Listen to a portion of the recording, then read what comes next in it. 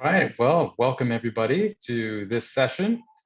I would like to first just thank the Asian Evaluation Week organizers and welcome participants from around the world. I think right now we have, at least for our panelists, the time is ranging from about 6 a.m. on Thursday for two of our colleagues based in India to 8:30 p.m. on Wednesday for Yun in Washington, D.C.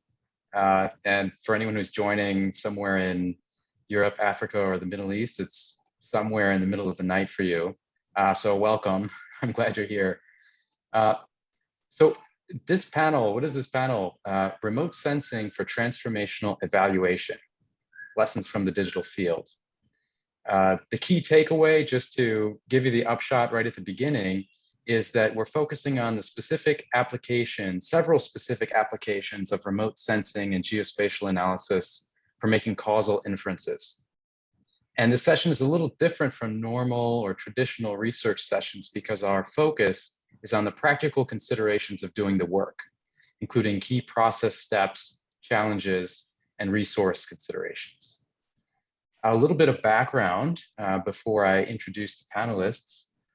The organization I work for, International Initiative for Impact Evaluation, or 3IE, promotes rigorous, efficient, and ethical use of innovative data sources and methods for impact evaluations, including those that we conduct ourselves by our research partners and the global development community more broadly.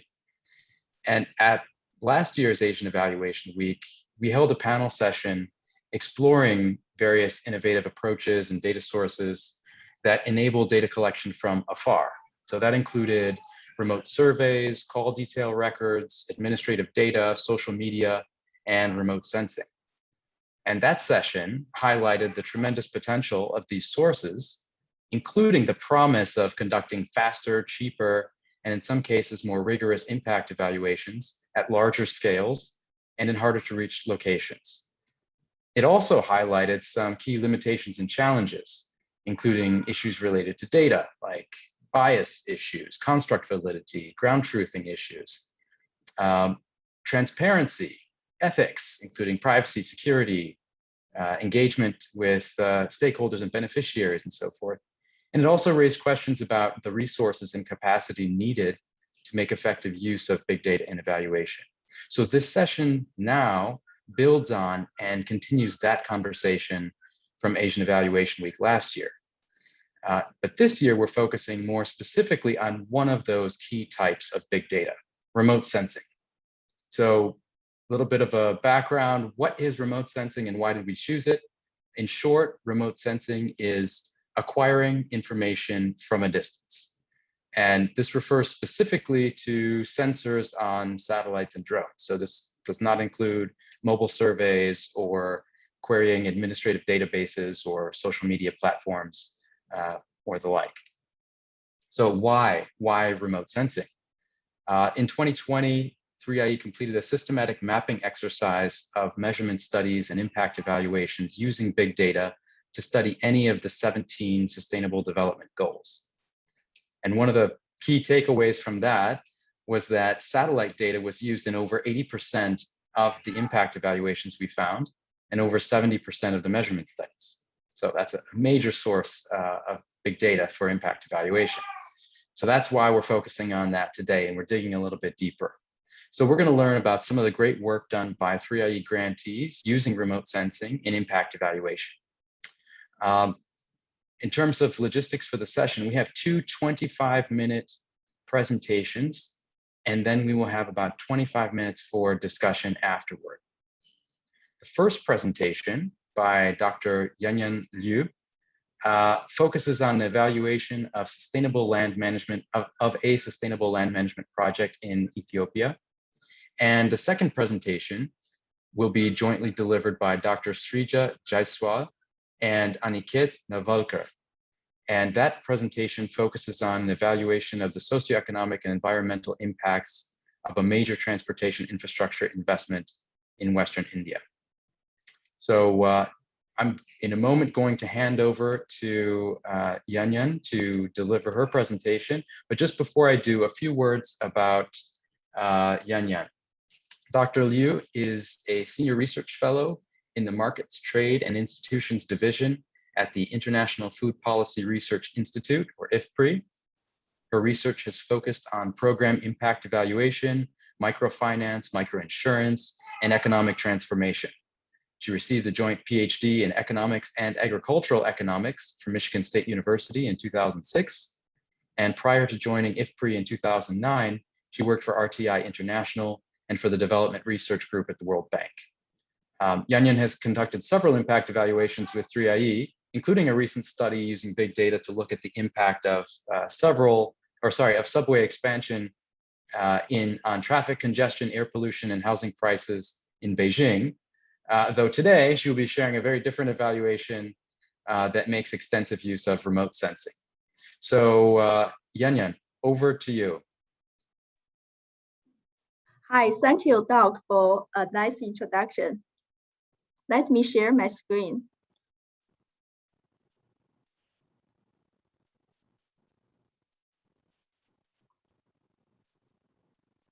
Hello, everyone. Good morning, good afternoon, and good evening. I'm presenting an impact evaluation study using remote sensing data in Ethiopia. This is a joint work with Susanna Constantna, Jiaming Wen, Yingsun, and Shun Chaunabayashi. Susanna is a colleague at IFPRI with me, and Jiaming and Ying is at Cornell University. They are in the Department of Soil and Crop Sciences. Jiaming is an advanced PhD student working with Professor Yingsun. Shun is an economist in the World Bank. Our study combines satellite imagery products and quasi-experimental impact evaluation methods to investigate the impacts of Ethiopia's sustainable land management project on land productivity. This program targets watersheds in Ethiopia's highlands. It's implemented in 3 phases. The first phase ranges from 2009 to 2013, which covers 45 watersheds. The second phase started in 2014 and ended in 2019, which covers additional 90 watersheds. The third phase just started. In this study, we are going to evaluate phase 1. There are several key components in this project. The most important component is the integrated watershed and land management, including irrigation, afforestation, pasture management, etc. The other 2 components include capacity building and land administration. This map shows the phase 1 and phase 2 locations of this project. The phase 1 locations are marked by blue, and the yellow block shows the phase 2 locations.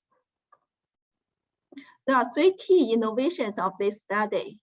First, we use SAFE and EVI as land productivity measures. These are 2 complementary but different satellite imagery productivity. We use it to check the robustness of our results. Second of all, we use a SAFE-based gross primary production, SAFE GPP, to provide a quantifiable measure of land productivity. This allows us to interpret the findings in terms of both statistical and economic significance. We also investigate the program impacts on resilience to drought. This is an imperative but understudied research question. This study relies exclusively on geospatial data with public access. This allows for a very cost-effective evaluation. Our Nexus Unit is pixel year.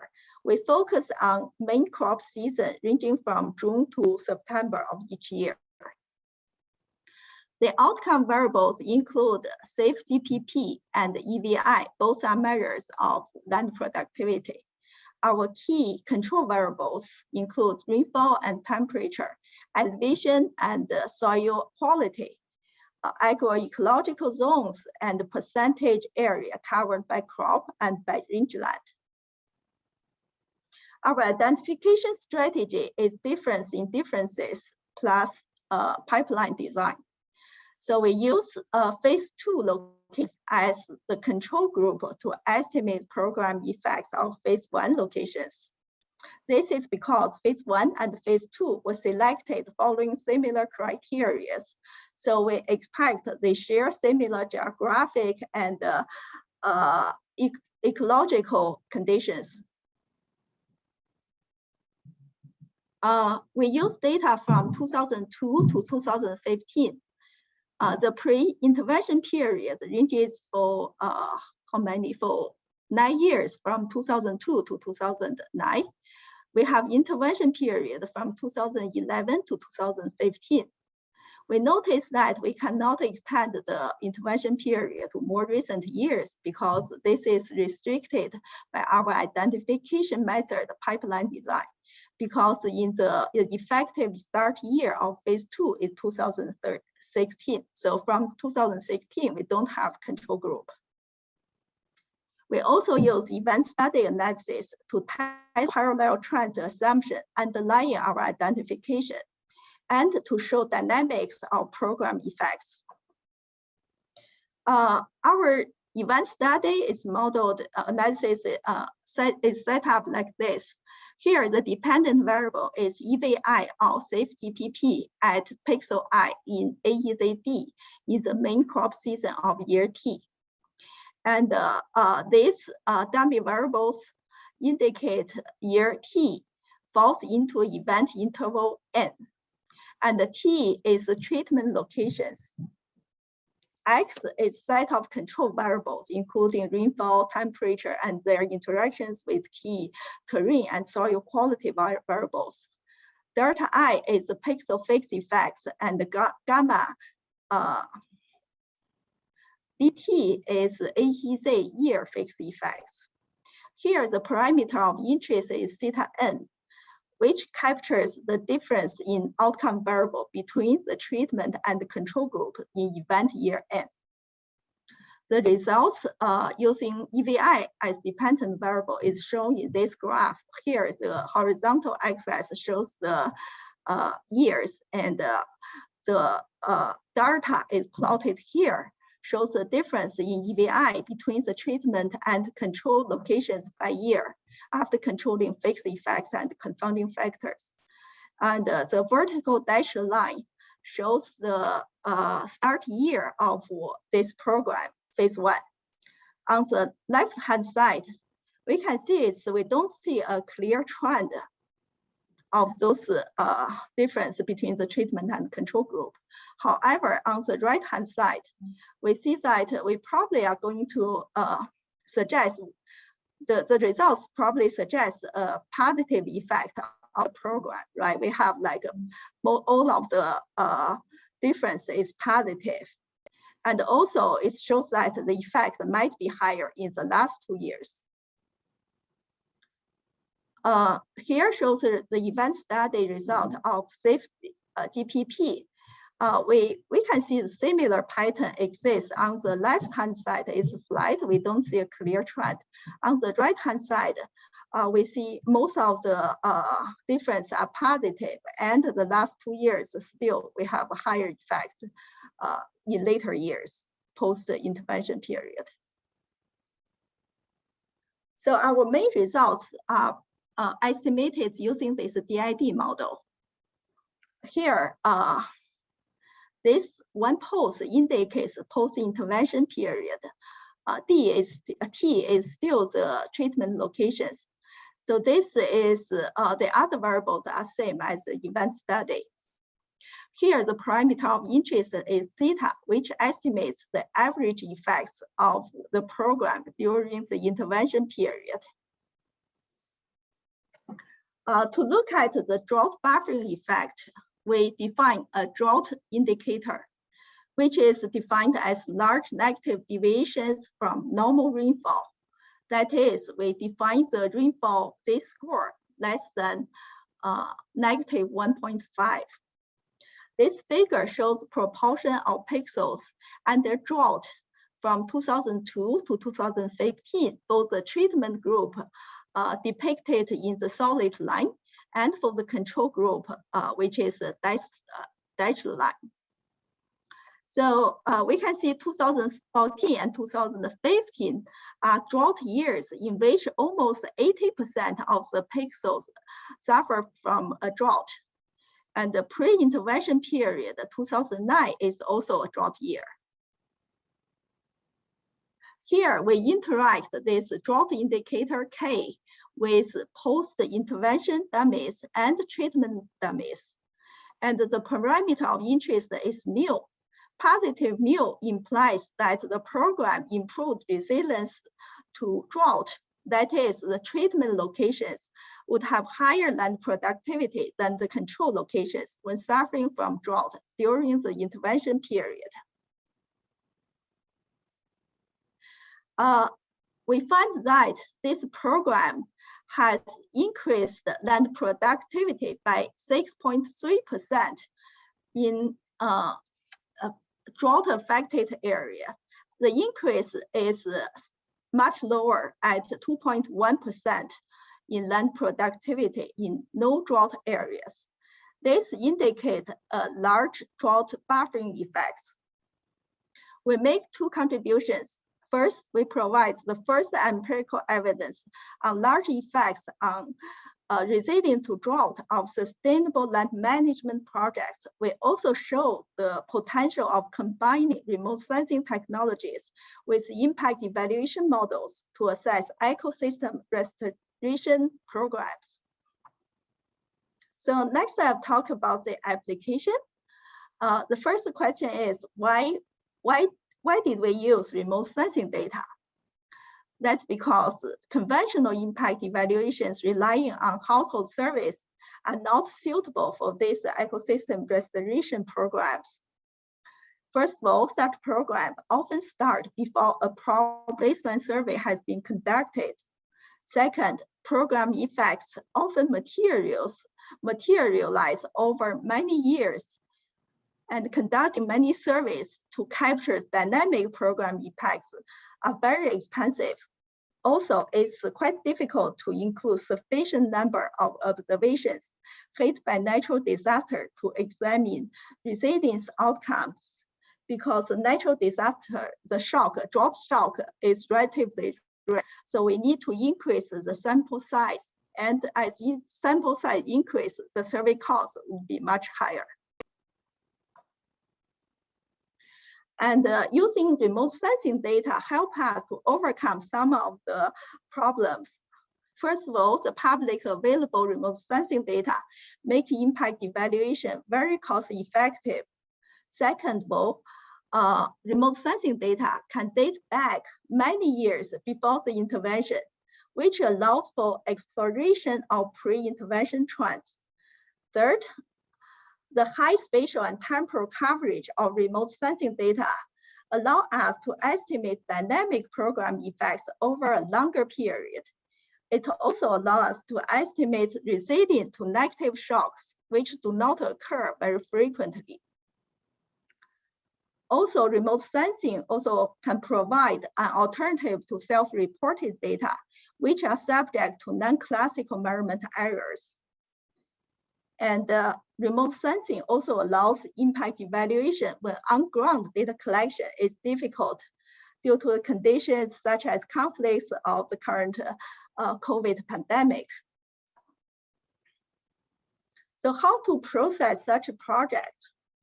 I think it's most similar to what we usually do for impact evaluation using household data.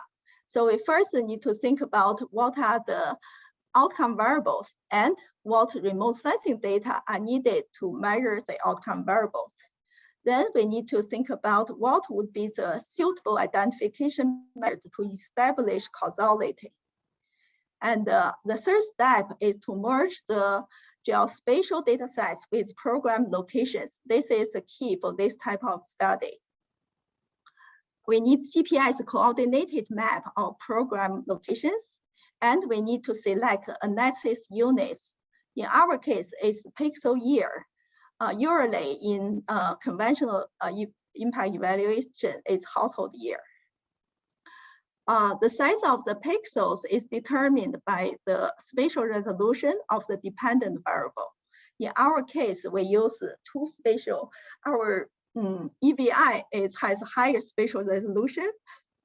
So our pixel is 1 kilometer, and SAFE is of lower spatial resolution, and the pixel is 5 kilometer.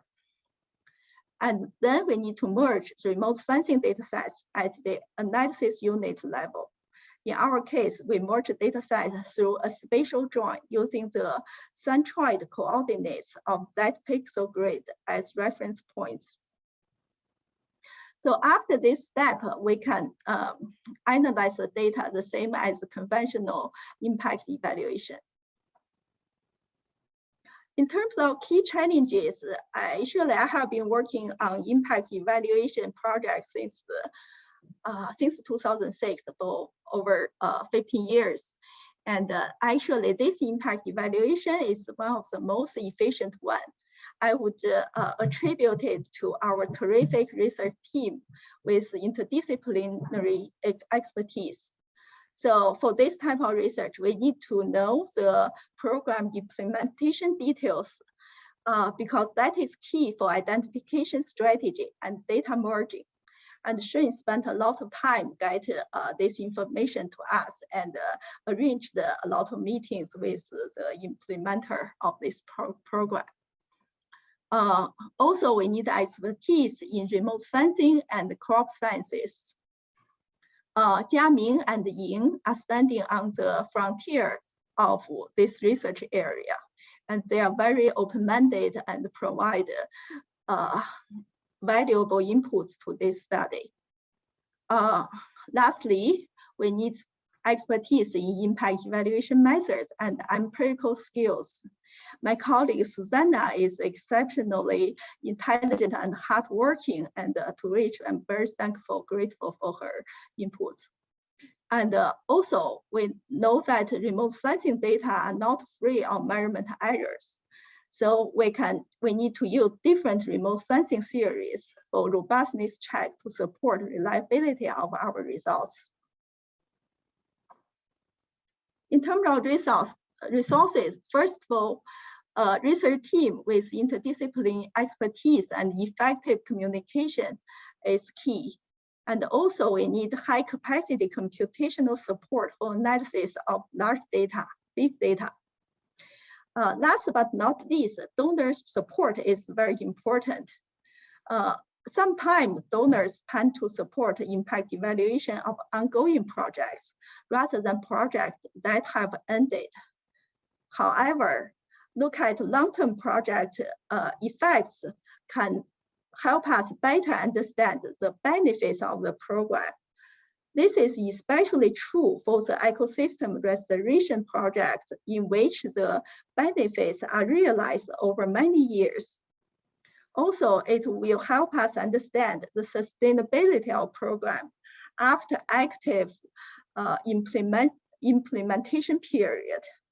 So I think it's very interesting to look at after the program, the outside support has supported whether the kind of program can be sustainable. There's two key takeaways. First of all, remote sensing technologies can be successfully incorporated into impact evaluation models to allow for cost-effective impact evaluations on longer-term effects of program, and when on-ground data collection is difficult.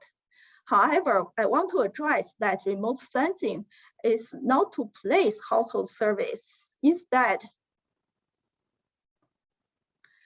it's complementary to household service, because household service can be used to investigate of gender and social inclusion, can provide direct insights about well-beings of household and community, and more important, can help us understand the underlying mechanisms through which the effects are materials.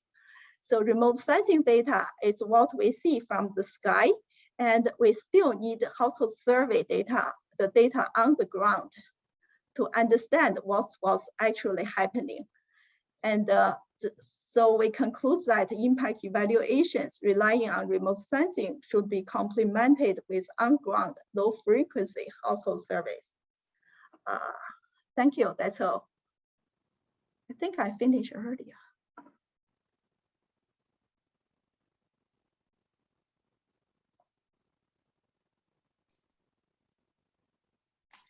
Thank you so much. Thank you, Yanyan. Great presentation, and I'm excited for the next one as well. I just want to say for participants, if you have questions, feel free to type them in the Q&A as we go. We will address them in the final 25 minutes. And so that's any questions you have for Yanyan based on what you just heard, and also any questions that come up as Aniket and Srija are presenting. Feel free to type those in the Q&A. And also just a note to what to listen for.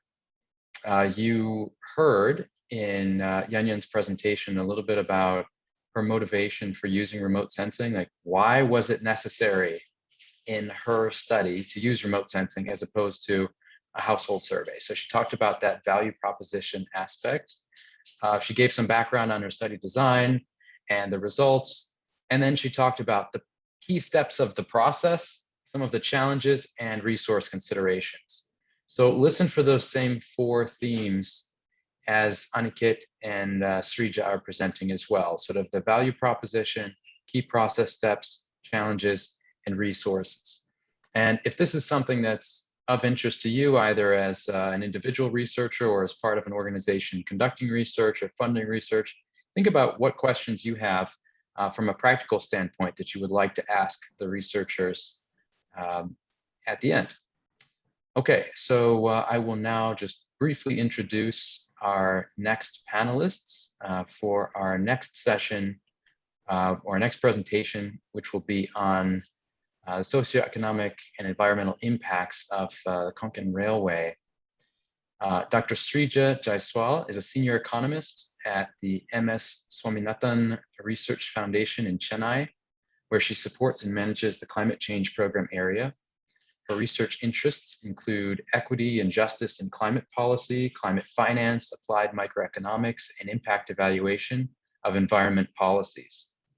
Srija completed both her master's and PhD in development studies at the Tata Institute of Social Science, where she also worked as an assistant professor. Previously, she served in various roles, contributing to the preparation of research and policy papers for India's 3rd National Communication and their 3rd Biennial Update Report to the UN Framework Convention on Climate Change. Aniket Navalkar is a doctoral researcher at the Center for Climate and Sustainability Studies at the Tata Institute of Social Sciences in Mumbai, where his PhD research focuses on geospatial techniques in infrastructure and ecosystems resilience. His research interests include sustainability studies, impact assessment, attribution studies, remote sensing, man-animal conflicts, and the philosophy of science. And Aniket completed his Master of Science degree from the Tata Institute of Social Science in Mumbai in Habitat Studies. So over to you, Srija.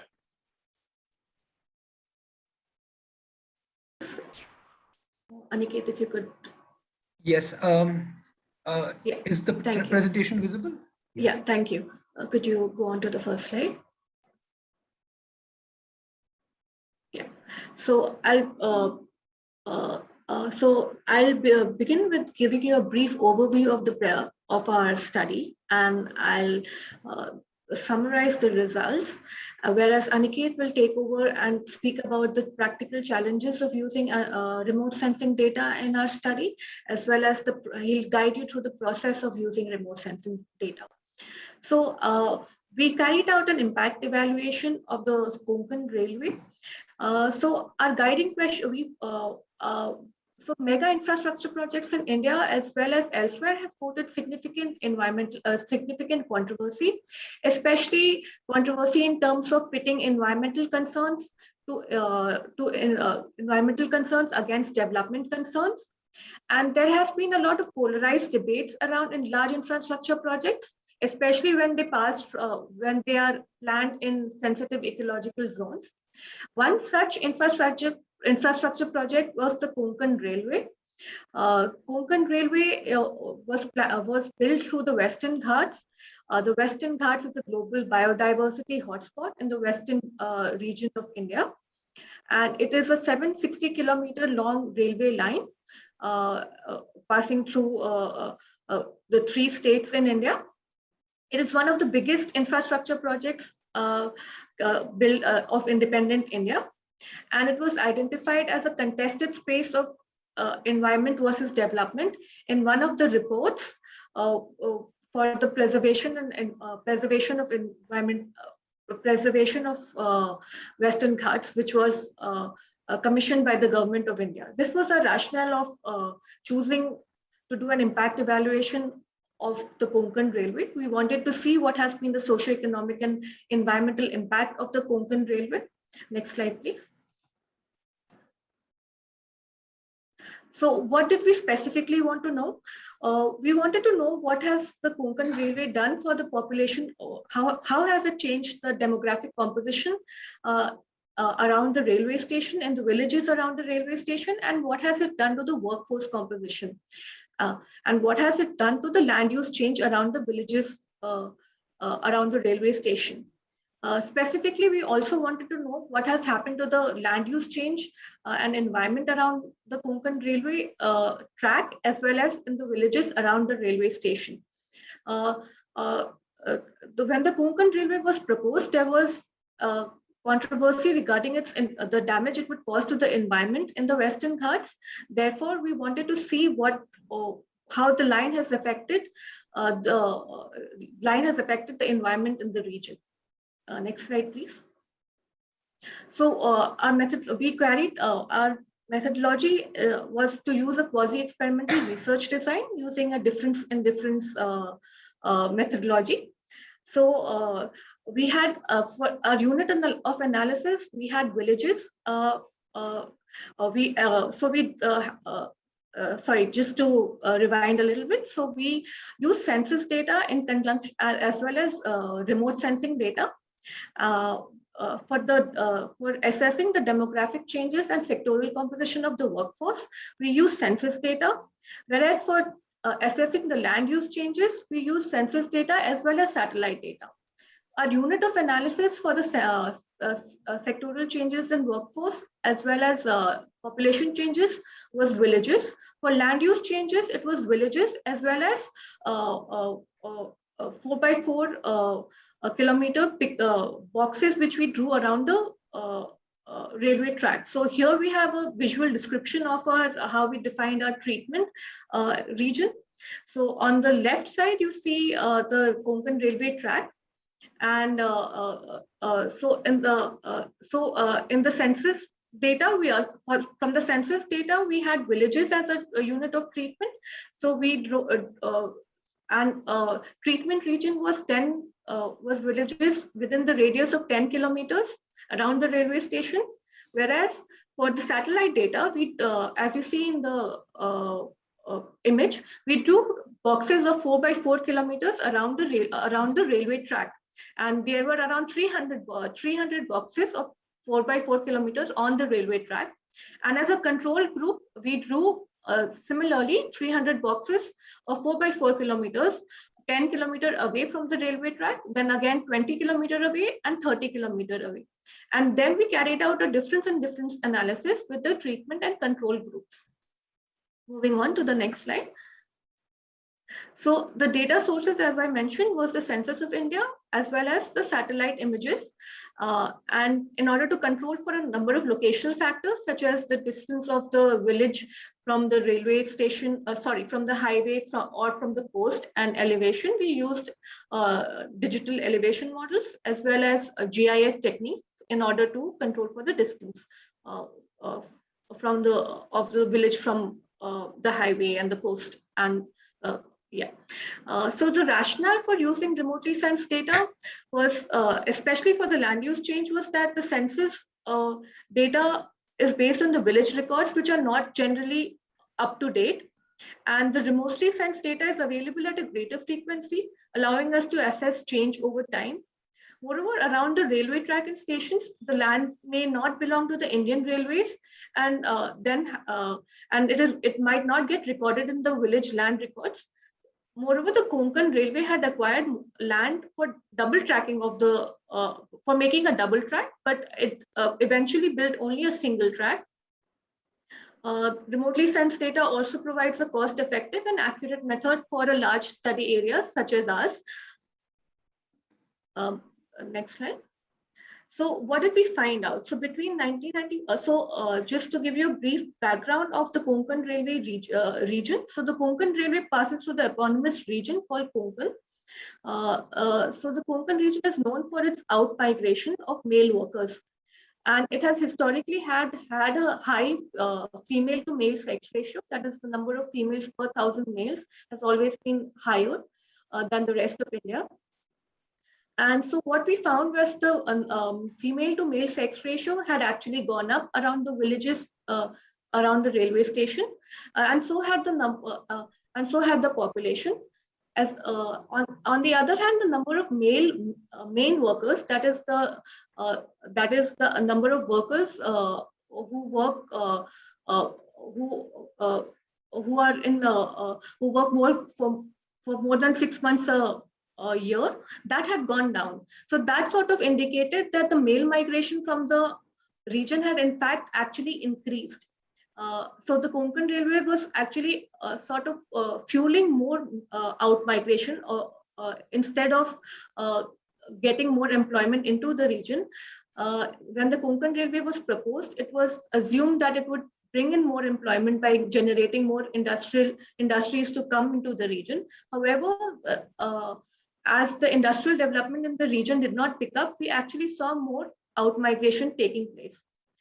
As far as the land use change was concerned, we actually found from the census data as well as from the satellite data, we found that there was forest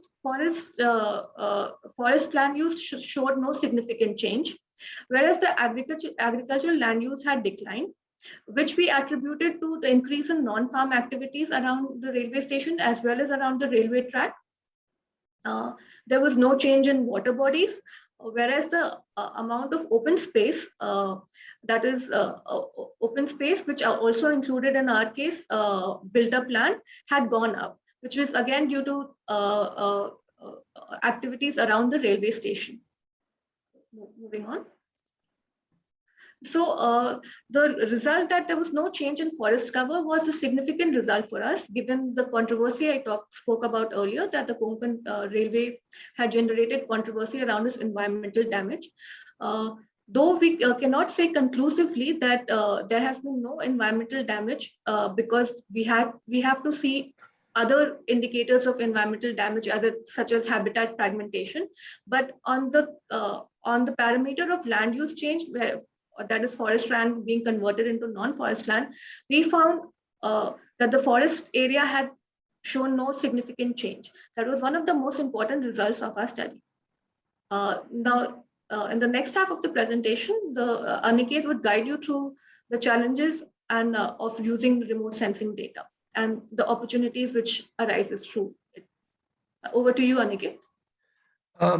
Okay, thank you for giving a backdrop of the project, Srija, and listing out the main findings. Just to build over what Srija said, what gave impetus to using remotely sensed data was also the previous studies that we had referred to. And one of the main studies was by Jeremy Attack and Fred Bateman for the American Midwest in the 19th century. And the question that was tackled in that study was that did railroads, did it induce economic growth or did it follow economic growth? And the outcome variables that were used were urbanization and population growth. In this, they had used historical map archives from the Inter-University Consortium for Political and Social Science Research between 1719 and 1970. So basically, they had used data from the 19th century, as well as travel guides from the 1840s for these various states in the American Midwest. The other study that we referred to was on the impact of rail access on the agricultural improvement of land by the same authors. They used similar data, but in addition to that, they also used a historical GIS transportation database. We referred to a study on land use, land cover change for the Hangzhou International Airport in China by Changsheng Xiong and his colleagues. They used satellite data, but they did not use quasi-experimental design. I mean, they used cellular automata. So the main findings of these impact evaluation studies was that in the study of urbanization, it was found that there is a small positive impact on population density and a large positive impact on urbanization due to the introduction of railroads. But the study had a limitation, and that is that GIS data was not that reliable because it was sourced from historical sources. And at that particular point of time, remotely sensed data was not available. It's the same with the other study as well. It did find that the cultivable land had increased, but reliability was a problem. The problem with the study in Xiong et al. That we found was that they used cellular automata, a CA Markov model, to simulate the counterfactual. So we do not have any understanding of, the model basically assumes that the rate at which the land cover transition takes place is constant. And there is no parallel trends assumption like in DID to be able to verify this. So also robustness checks becomes a problem here in this particular method. But what we thought is that, what if we combine DID and if we use remotely sensed data in our case, because our pre-treatment year was not that far back. So there was availability of remotely sensed data, although there was an issue with quality and also the procedure that will be used to classify the classification techniques that are used to get a very accurate output, which I'll be subsequently discussing. So the materials that we used in terms of data were, we used Landsat 4.5, the thematic mapper sensor for 1991, between 1991 and 2015. We also used IRS-1D, which uses a list sensor for the years 2003. And for ResoSat-1, which is IRS-P6, we use for 2008, and ResoSat-2 we use for 2014. All use the same sensor, and this is the cost that is associated. We had sourced the list data from the National Remote Sensing Center of the ISRO or the Indian Space Research Organization, and we got this data. So the reason why we chose this data, list data over data from Copernicus or any other satellite is because we could avail of an institutional discount price for the data. Other data that we used is we used controls for elevation in our DID setup too. So we used Cartosat-2 30 meters digital elevation models, and this is all open source, so you can download it right off the Bhuvan website. The other data is that we use for accuracy assessments was Google Earth and topo sheets, because Google Earth imagery before of the 1990s, during the pre-treatment year, is not very. It's a little coarse. So we use topo sheets for accuracy assessments for our pre-treatment year, for the data, the classification output of a pre-treatment year. For the software, we used ADAS Imagine for doing most of the image processing, georeferencing, radiometric corrections, mosaicing, and also for deploying the classification, the machine learning algorithm that did the classification, as well as for accuracy assessments. We used ArcGIS for digitizing the rail and road networks, for extraction of land cover, for making the quasi-experimental design that Sricha had elaborated. And the spatial analyst toolkit of ArcGIS was particularly useful in extracting the land cover classes from specific areas from our samples, from our treatment and from our control samples, and as well as for doing change analysis. The processing of the data was done in RStudio. So RStudio was used for area enumerations, for DID analysis, for LULC change analysis.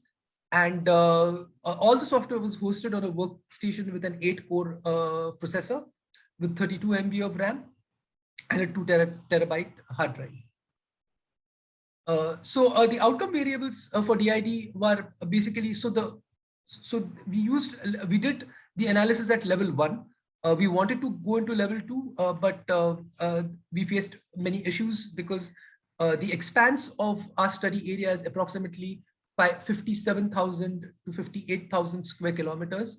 And we kept getting a lot of interscene differences, which I'll be talking about subsequently. So what we had to do is we had to club open spaces. We had to club the built up land as well as the barren land in open spaces. And of course, water bodies include lakes, rivers, streams, etc. A forest cover, we amalgamated the deciduous, evergreen, and mixed forest land as forest cover. And agricultural land, cropped and uncropped. For the purpose of classification, we did cropped and uncropped separately, but when we enumerated it as one agricultural land. And it includes all these land cover classes that fit within Anderson's level 1 of LULC classification. So we did the analysis in 2 stages. So what happened is that in the first stage, we were just waiting for procuring all the data. So we decided to go ahead with Landsat data, thematic matter, enhanced thematic mapper, as well as Landsat OLI. And we used controls only for one. So we used only one control region, which is at 10 kilometers away. So here we can see this is the railway line. These are the boxes from where we extracted our samples. This is the control region. This is the virtual line. Okay. The list, and we also wanted to use multiple data, multispectral data from multiple sources, and see whether we get similar results. So here, of course, we had to these gaps that you see are where we couldn't, where we were still in the process of procuring the data, and when we put it through supervised classification, and then we extracted and we conducted the DID. Of course, the DID uses the standard setup. So we have one treatment dummy, and we have a time period dummy, and we have the interaction term, which is the DID estimator. So I'm not listing out all the formulae, but we did see that we get similar results in terms of the change in land use. I mean, in terms of the treatment effect. So these are not very different, although the samples, the number of observations for the t-test are different for Landsat and for LIS, and they are sourced from different satellites. So that kind of gave us confidence. But again, we had issues with accuracy. We were not getting good results for accuracy. So we decided to change our quasi-experimental design. And we also wanted to take care of other things like selection bias, etc. So that's where we decided to extend our region of analysis. So in the sense, we extended our quasi-experimental setup to include more control regions and see if we are getting the same kind of an effect with multiple control regions. Then what we also did is we used the rule-based classification. So we used hybrid classification, which combines the unsupervised and the supervised methods of classification. And we included more years post-treatment. So we wanted to observe if there are any incremental effects of treatment. And for that, we, in order to understand whether rule-based classification actually suffices our purpose or not, whether it meets our challenges that we have faced or in accuracy or not, we refer to some studies. And in a study for Acadian wetlands, it was found that hybrid classification indeed does give better accuracy over unsupervised and supervised methods. And similarly, there are various theoretical as well as empirical arguments that are in favor of using a hybrid classification approach. So this is the workflow that we used for deploying the hybrid classification method. One of the challenges that we faced in our in preparing the data set was that since the data is not available on, so the tiles are not available at the same time, in the same light conditions, etc. So reducing the interscene differences while mosaicing was a little bit of a problem, and we had to try different techniques like histogram equalization, histogram matching, etc. While mosaicing. The second problem was that some of this data, especially the one from IRS 1D, it's not orthorectified. So we had to use the Cartosat DEM and orthorectify the data. And after finally preparing the data set, we designated a few sample areas from which we clipped the data and we took it through the process of unsupervised classification. Then based on what we got as our unsupervised output, we compared it to the reference images. We tested for spectral class separation. And if we got a good, so we used various tests like to measure the spectral distance, like Jeffrey's Matastuta tests, etc. If we did find a good separation, we went ahead and created the signature files for supervised classification. And for supervised classification part, we use the maximum likelihood algorithm.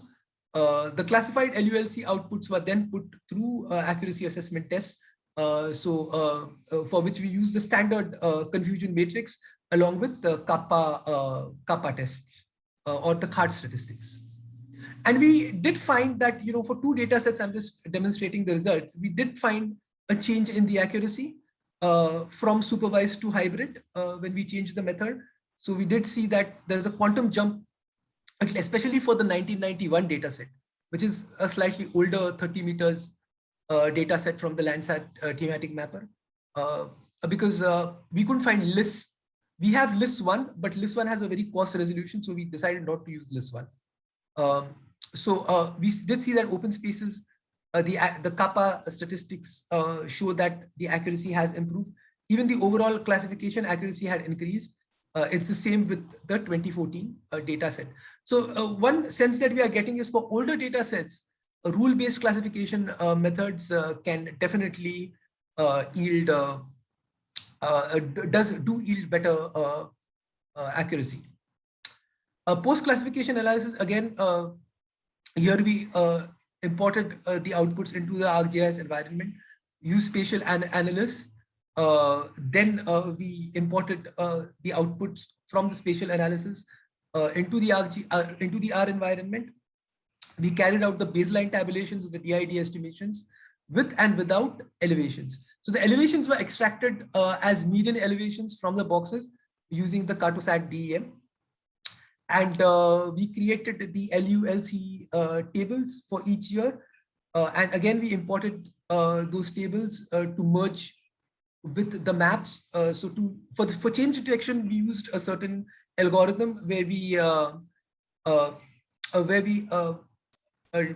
used not the natural pixels, but we divided the entire area into 1 by 1 square kilometer pixels, and we did a pixel by pixel mapping. So we developed an algorithm to assist with that, and then we got the change maps as well. And this is what the change maps look like. And we can also see in this in these change maps that that the interscene differences not being resolved have given some of these edges. So these we were not able to get rid of. Although, you know, these images still help us in understanding the trends in land cover change around the railway as well as the highway. So what were the challenges? So the challenges, you know, were that availability and quality of archived data is a problem. So we would have loved to test the parallel trends assumption with older data, but the older the data, you know, the quality becomes a problem. And also, you know, to find a substitute for remotely sensed data, especially in a country like India, where data and land surveys, etc., are not easily available and they're not well archived, that again becomes a challenge. So if you want to use remotely sensed data with other data from survey, if you want to integrate both types of data, that is very challenging. Again, with medium resolution data, so which 30 meters with 23.5 meters, level 2 and level 3 classification becomes a problem. So as Srija talked about the quality of forests, the fragmentation of forests, this is only possible with level 2 and level 3 data.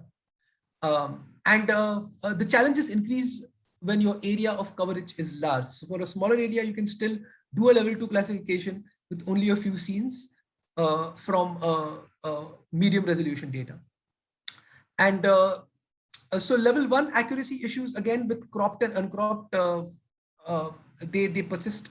So we got very low accuracy for cropped agricultural area.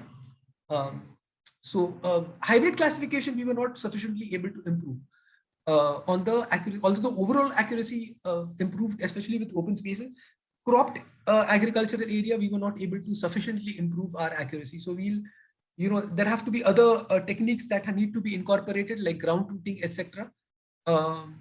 Because so that needs to be considered while accuracy assessments. Second thing is that there is a lot of spectral confusion between open space and built up LULC type. So if you take up a confusion matrix or you do any of the spectral separation tests, you'll find this. So that's the reason why we had to club these together. We didn't use vegetation indices. So the one that Yan Yan talked about, enhanced vegetation index, or there are other vegetation indices like soil adjusted vegetation index, or total vegetation index that also takes into consideration the land surface temperature. These need to also, you know, be used for these kind of experiments. Accuracy assessments, again, difficult with historical data, because the older the data, the less reliable it is. Resolving interscene differences because of different time periods of the scenes, that becomes a problem.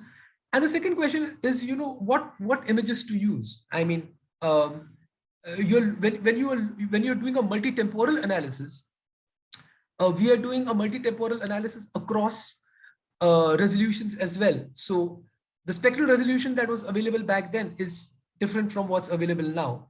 So should we just suffice with an analysis with AWIFS and MODIS? Do we use LIS and Landsat? Do we get into hyperspectral imagery as well? But then how do we do a temporal analysis if we have data across resolutions? Computational problems were with proprietary software, and basically all the image and the data processing operations would not be integrated on a single platform. So right now what is happening is that geo-computational techniques are being developed in open source, particularly on the R and the Python platforms. But even then, they're not as robust as in proprietary software. These softwares are again not platform independent. Erdas Imagine uses an external key. So if that key gets lost, then it's not possible to run the software, which had indeed happened in our case. So again, interoperability changes, migrating data from one platform to the other. Some of these software are only supported on the 32-bit, which makes it very computationally intensive because it cannot use the full potential of the available memory on the hardware.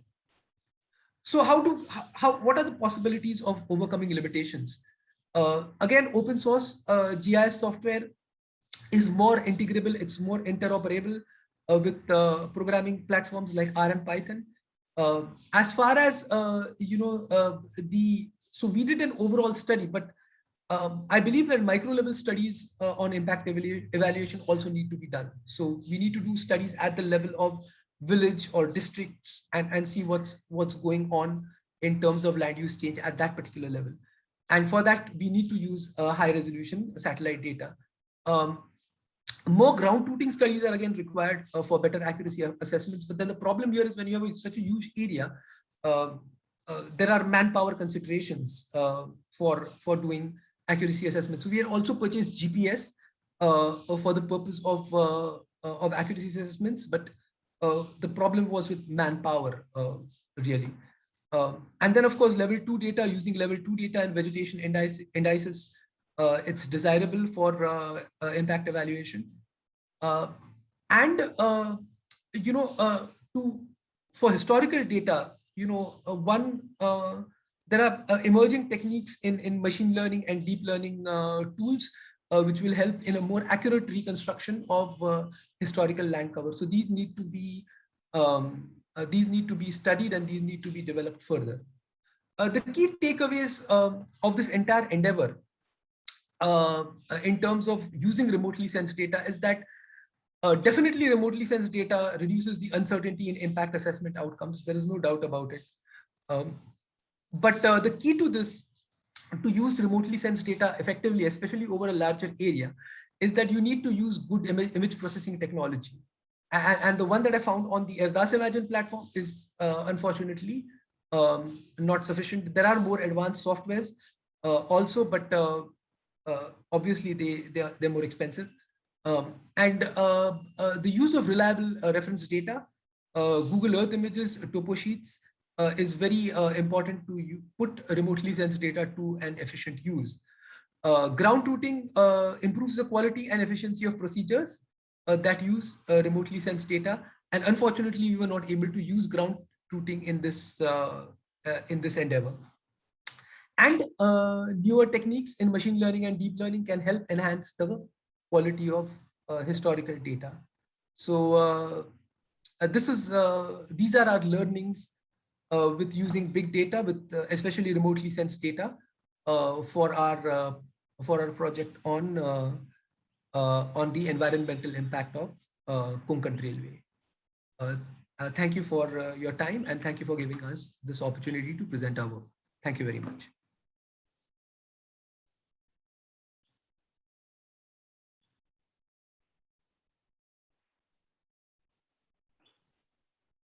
Thank you very much, Aniket. I want to open the floor in case there are any questions. So please feel free to enter in any questions you have for Yanyan, Srija, or Aniket into the Q&A. I have some questions myself, so I'm going to get started with some questions. And as I do, please enter some questions of your own. Okay, so let's see, where should I start? Questions. One question, I guess, for all of the presenters has to do with the granularity of your data. So spatial granularity, in terms of what's represented by a pixel. You know, it was a little bit different in each case. I think, Yan, you were talking about the EVI index was 1 kilometer per pixel, and the CIF was 5 kilometers. And Aniket, you mentioned the granularity as well. There's also a time dimension of granularity. You know, how frequently are you having access from time snapshots? And from a research perspective, there's a question of, well, what is going to be sufficient in terms of the level of precision or granularity for your research question? And of course, there are also cost considerations. More granularity sometimes means you can't use the free sources of data. So I guess my question for all of you is, how did you decide what level of granularity would be needed for your analysis?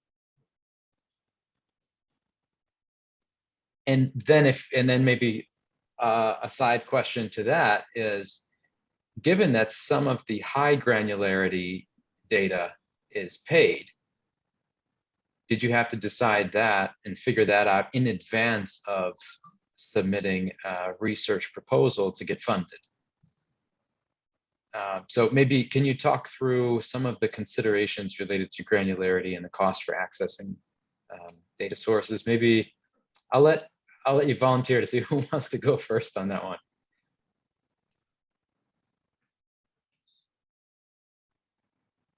Okay, I can talk about it first because for safe data, the highest resolution data is 5 km. So we basically have no option.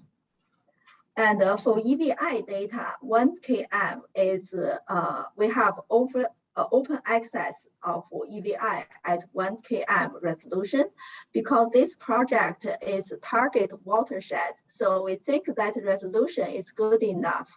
And we already have a large sample size to help us identify the program impacts. So we didn't go through the even higher resolution, because in that case, you need to, the cost would be high. So it's basically the selection of granularity is based on the need of the project, also considers the cost of carrying over this project.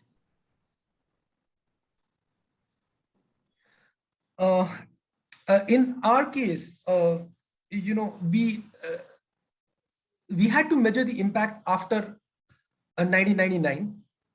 So, you know, post 1999, we have a lot of options in terms of, you know, to choose from. So we could have even gone for hyperspectral data if it was available. But in the pre-treatment year, so that was a problem. I mean, which pre-treatment year do we choose? And so early 90s, because the railway construction began somewhere in the mid 90s, if I'm not mistaken. And but if you go too back in time, then we get very cost data. So we get data from either the LIS-1 sensor or from the Landsat MSS, multispectral scanner, which is about, I believe, 60 meters spatial resolution. Also, the number of classes that we could have been able to classify with successful accuracy would have reduced, and as it is, they're very less. So I think 1991, we chose 1990, 1991, that period, because at least we have medium resolution data, that's 30 meters from Landsat. And LIS-1, LIS-2 were available, but again, they were coarse resolution. So again, this is something that I'm still not able to completely figure out. So if you want to do historical studies, I mean, if you want to do a historical land cover change, the options really are limited in terms of what granularity of data you can use.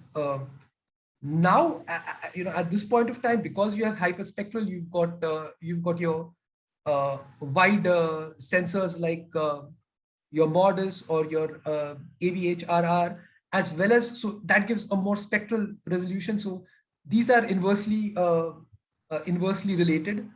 The more number of classes you want, you will have to compromise on your spatial resolution, and vice versa.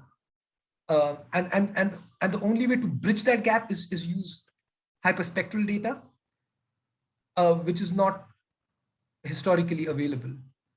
So really, for us for data on pre-treatment here, there was no other choice besides using Landsat 30-meter resolution data. It was the best option. So, and it's available free of charge. It's open source. Yeah, thank you. So sounds like in both of your cases, the choice was clear, and you didn't have to do much analysis to figure out that that's the source that you needed prior to completing your research proposal and requesting the funding. So you knew I don't need to request the additional funds. Though Aniket, you did present the resource SAT costs. So I wonder about that. Is that something you knew in advance? Yes, I will need this. Or did that take some preliminary analysis and processing to figure out that you needed that at some point early in your research process? So one of the reasons to choose ResoSat over other satellites is that one is that it's so Landsat is still available, but the resolution is a little lesser because a LIS3 sensor was fitted by that time on IRS-1D. And the second is that we got it at an institutional discount price. So we got it at 50% of the price for commercial use. And the second is that because it's based in India, like we did get a few bad scenes that were sent to us, but we were immediately able to get them replaced through communication. So I think that was the main consideration, that in case we do get bad data, then can we get it replaced very quickly? And we had no prior experience with other space agencies on replacing bad data, so this was the natural choice. Thank you. Okay, so we have a question. Thank you, Laurenette. Laurenette Gonzalez asked about the types of variables that are useful to gather or feasible to gather for using remote sensing. So we know that we're using sensors and satellites and drones. So these are variables that have to be observable from above. The question is, as presented, remote sensing can be used for evaluating environmental or infrastructure projects. Can remote sensing also be used for agricultural productivity projects like like coffee or coconut? Are there any examples of evaluations conducted on this using remote sensing? So I can share a little bit about that. I'll let you reply first. Whoever, this is to anyone, if you want to comment on remote sensing for agricultural productivity. Yeah.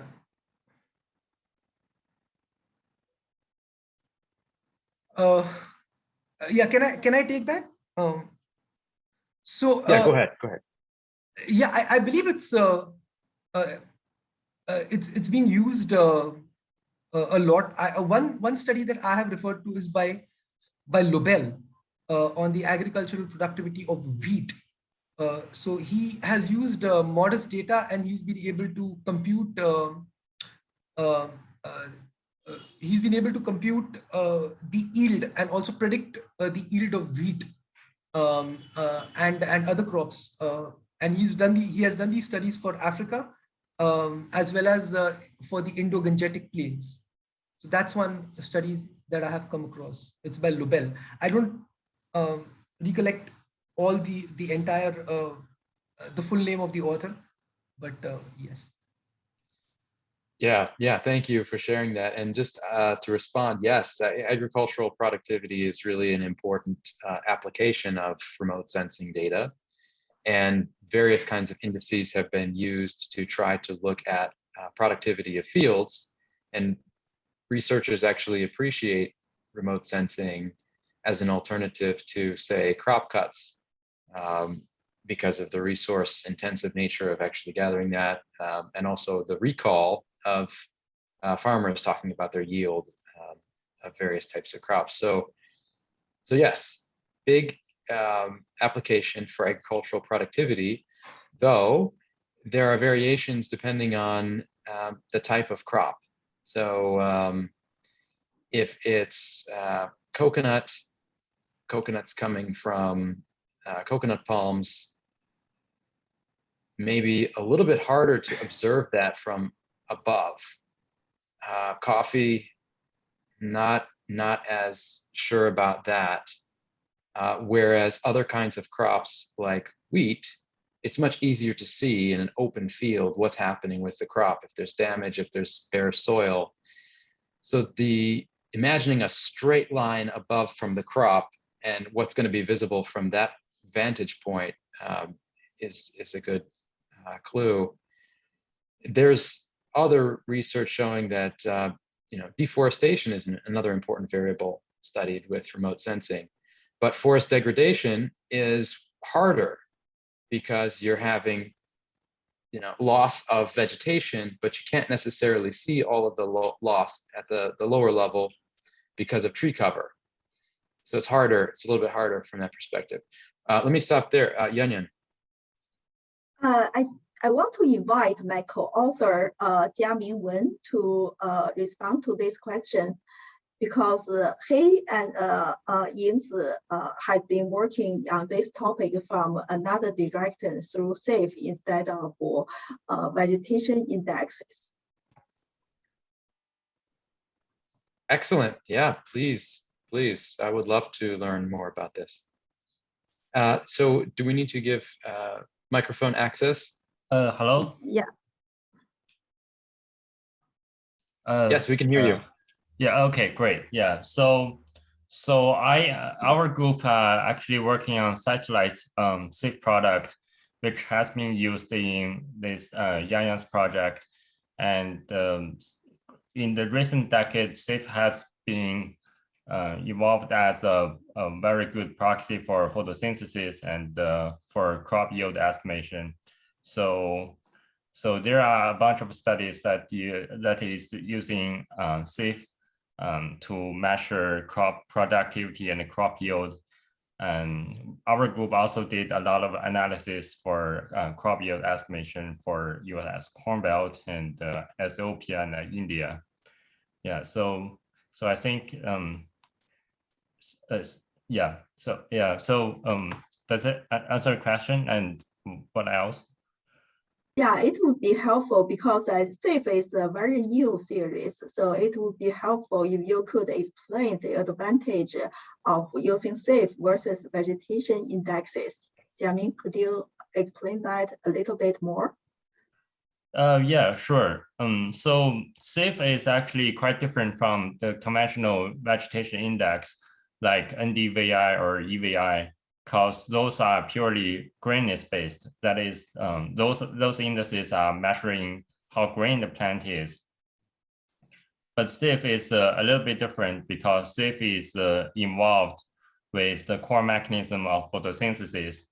And SAFE not only contains structural information, that is how much light is absorbed by the plant that is being used for photosynthesis, but also it contains the information from a perspective of physiology, like the light use efficiency, how the absorbed light is being used for photosynthesis. So that's why SAFE, a lot of studies have compared like SAFE, the performance of using SAFE to make prediction for crop productivity versus NDVI, and we see a better performance using SAFE.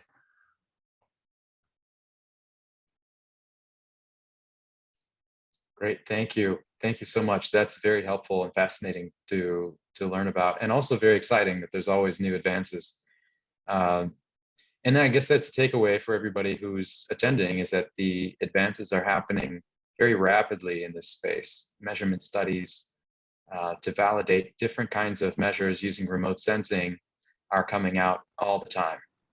And as those measurement studies become available, that means that researchers who want to evaluate outcomes that can be measured using those indices can start to use them.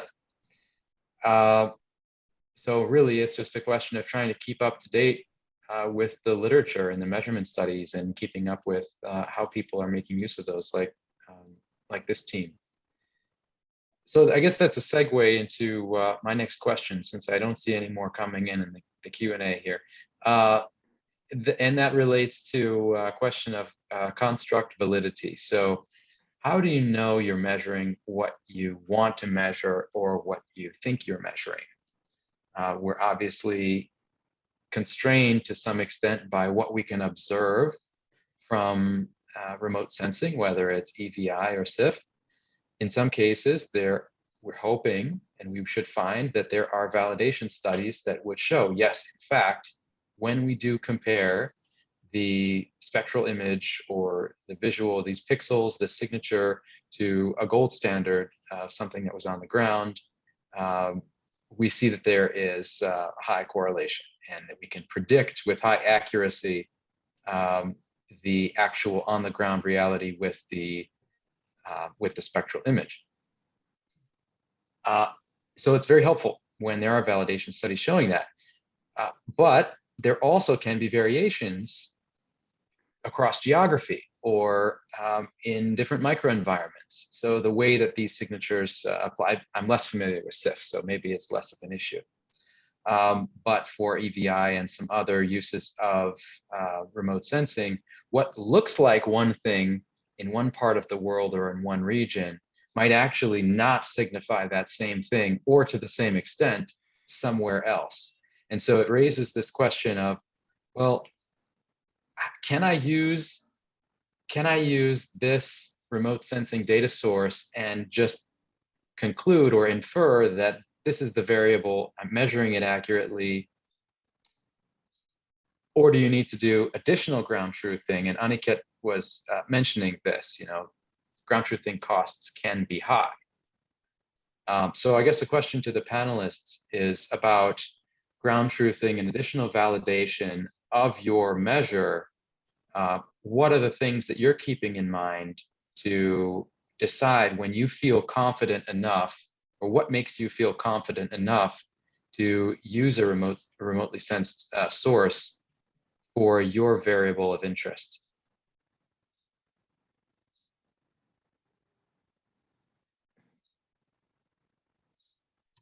Can I address this question first? I think it's in our case, we use two complementary measures, SAFE and EVI, to do robustness check. And also we restricted our period to be the main crop season, and also restricted the pixel to be crop land. And we used to crop our rangeland because the land cover also related to, can complicated, can mess up affect the index, right? So we use two crop masks. So it did a lot. We use different drought indicators, different cutoff, and different ways to generate the drought indicators. So it's just like, I feel like the geographic data, geospatial data is just like household data. There's measurement errors, different type of measurement errors. But if we try data from different sources, different methods, and also for the models, from econometric models, we use different specifications. All of the results are very robust, pointing to the same results. That really improve our confidence of our study. Also, on the other hand, it would be very useful to complement this study using the survey data. And that is part of this whole project. We actually also look at LSMS data and the DHS data merged with the program locations. And we also found some impact on household well-being, positive impacts. And this also help us to be confident of our results. And in terms of ground truthing, I think Jiaming can address that question better than me. Jiaming, could you address about the series EVI and the SAFE series used about the ground truthing, how that increase our confidence of doing that?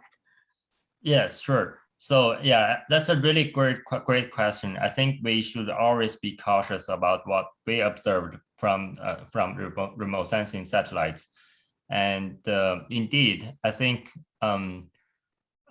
so let's first talk about EVI. I think EVI is a well-established metrics to evaluate the vegetation status starting from 1970s.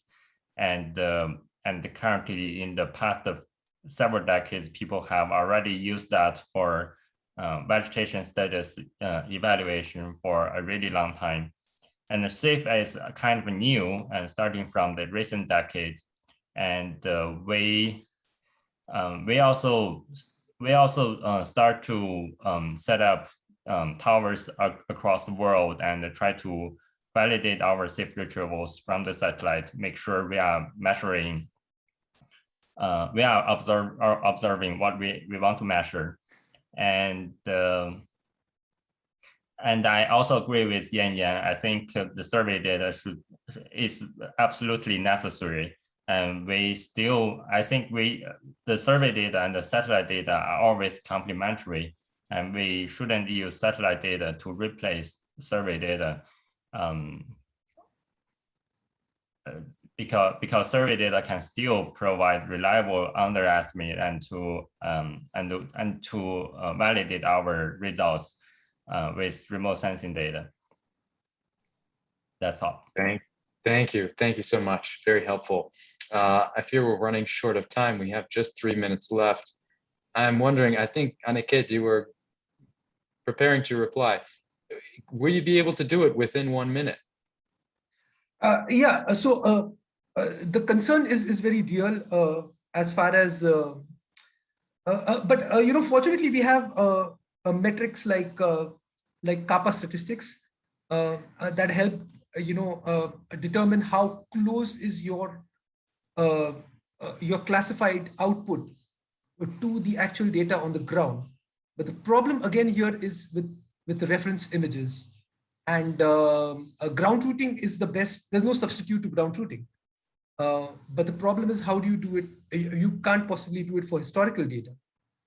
So, but maybe through integration of techniques like, a PRA, a participant rural appraisal, etc., which can be used to corroborate what historical data tells you, or data from surveys, from land surveys, etc. That could be used, but and this concern is about the indices. This is especially true with global land cover data sets, because a certain range in a temperate region would signify first of all, it would map to different kinds of vegetation cover as compared to in a tropical region for the same index. So we don't have a proper classification matrix of the vegetation index and to what kind of vegetation it actually maps. So that, I think, is a big challenge. Thank you so much. Okay, so final word. I just want to wrap up, sort of recap some of the things that we heard and learned from the session. 4 key themes came out: value proposition, why is this important?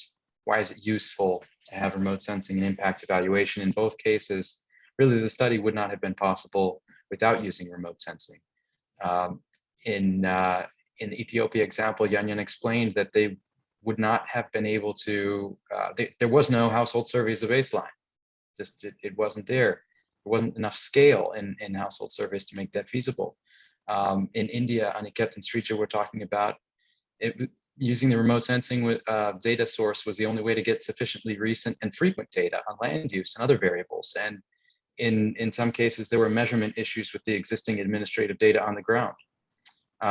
The remote sensing data for the Ethiopia study also was very helpful to test for the parallel trends assumption in the difference design.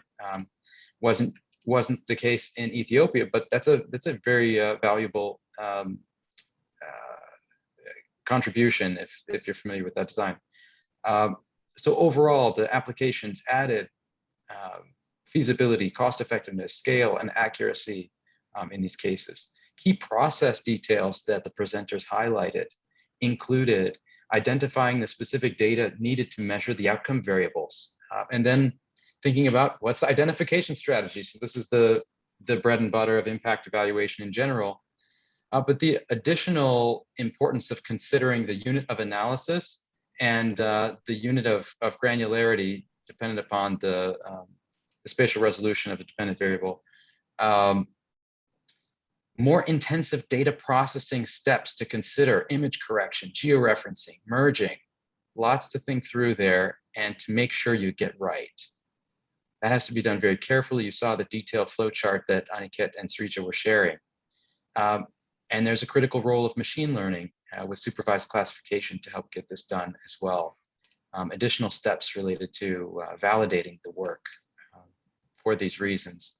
Some of the challenges, there were technical challenges, some of which I just mentioned, and capacity challenges, including the need to have an interdisciplinary research team, and in some cases, the difficulty or the costs to actually do ground truthing over a large area, which we were just talking about.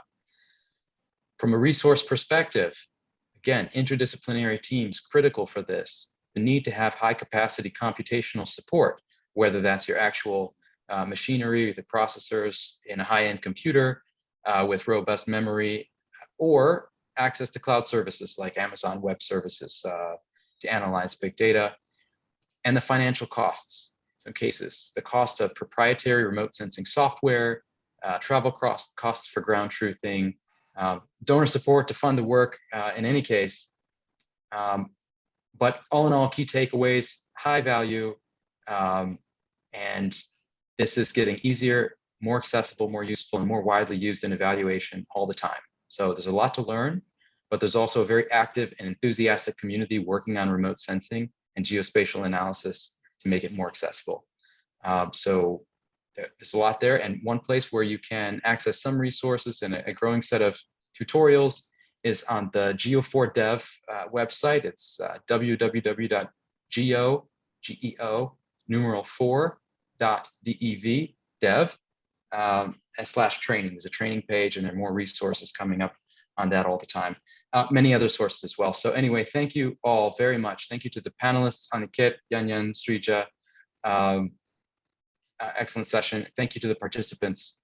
And I believe you will receive a survey after this asking for your reaction. So please do fill that out. Thanks very much.